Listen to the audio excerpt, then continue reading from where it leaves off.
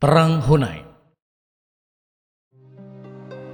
Dalam keremangan pagi hari, 12.000 pasukan muslim yang berada di lembah Hunain mendapatkan sebuah kejutan.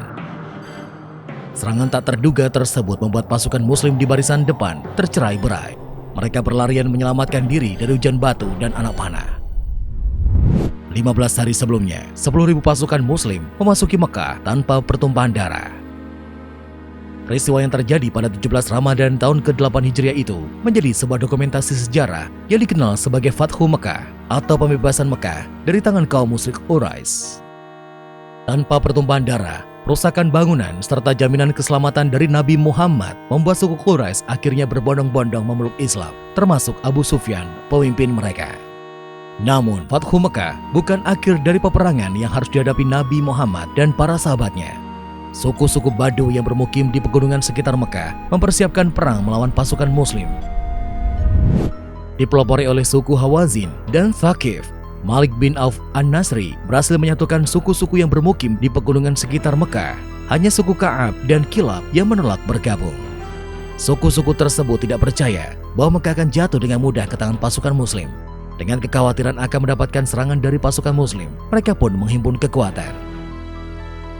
Suku Hawazin, Thaqif, Nash, Jusham, dan Ban Hilal yang telah membentuk persekutuan bukan hanya khawatir akan serangan pasukan muslim, tetapi juga didera rasa dengki atas jatuhnya Mekah, simbol agama sekaligus perdagangan di Jazirah Arab.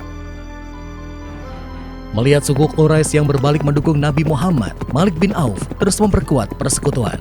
Mereka berandai jika mereka mampu mengalahkan pasukan muslim, maka Mekah akan menjadi milik mereka. Persekutuan mereka akan menjadi pasukan terkuat di Jazirah Arabia. Pasukan persekutuan tersebut bukan hanya terdiri dari laki-laki yang sanggup berperang, tetapi juga menyertakan para wanita, anak-anak, serta mereka yang telah jompo. Malik bin Auf, pemimpin persekutuan Badui tersebut, beranggapan bahwa pasukannya akan bertempur habis-habisan dan tidak desersi karena melindungi semua yang mereka miliki. Dalam suatu riwayat, pasukan persekutuan suku-suku Badui beserta para wanita dan anak-anak berjumlah hingga 20.000 orang. Mereka kemudian diberangkatkan ke sebuah tempat yang bernama Al-Tos di dekat Hunain antara Mekah dan Taif. Malik bin Auf membagi pasukannya menjadi dua, satu bagian di puncak Hunain sebagai pasukan penyergap dengan senjata panah dan bebatuan. Sebagian lainnya di lembah, di celah-celah bukit untuk menghadapi pasukan muslim dari depan. Sementara itu di Mekah, pergerakan pasukan di sekitar Hunain telah diketahui oleh Nabi Muhammad dan para sahabatnya. Nabi Muhammad kemudian mengirimkan Abdullah bin Abu Hadrat al-Aslami untuk mencari informasi di perkemahan Hawazin. Upaya penyusupan tersebut berhasil. Abdullah bin Abu Hadrat mendapatkan informasi yang dibutuhkan bahwa kaum Badui telah mempersiapkan diri untuk menyerbu kaum muslim yang berada di Mekah. 6 Syawal tahun ke-8 Hijriah, Nabi Muhammad dan pasukan muslim berangkat menuju Hunain. Jumlah mereka sekarang meningkat menjadi 12.000 orang, yaitu dengan tambahan 2.000 pasukan dari Quraisy yang telah menjadi pengikut Nabi Muhammad. Setelah menempuh perjalanan sejauh 16 km, pasukan muslim sampai di lembah Hunain dan mendirikan perkemahan. Pagi hari, 7 Syawal tahun ke-8 Hijriah, dalam situasi yang masih remang-remang, pasukan muslim mulai bergerak mendekati pasukan musuh. Kejutan pertama langsung diterima pasukan muslim. Hujan batu dan anak panah tanpa henti berhasil merusak formasi tempur pasukan baris depan. Belum reda hujan batu dan anak panah, ribuan pasukan musuh datang bagaikan air bah melalui celah-celah bukit. Bukan hanya infanteri yang terdesak, pasukan kavaleri pun disibukkan oleh kuda-kuda mereka yang bergerak tidak terkendali. Nabi Muhammad melakukan keputusan tidak masuk akal ketika menyadari pasukannya terdesak oleh musuh. Beliau bergerak maju ke depan, menyongsong pasukan musuh.